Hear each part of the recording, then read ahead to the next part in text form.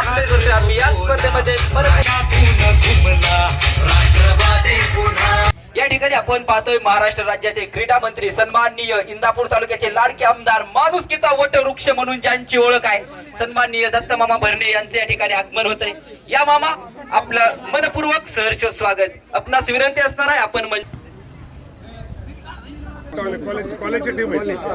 दोन शब्द बोलील। हे अंधेरा बहुत अब सूरज निकलना चाहिए। 3 खेळाडू हे इंदापूरचे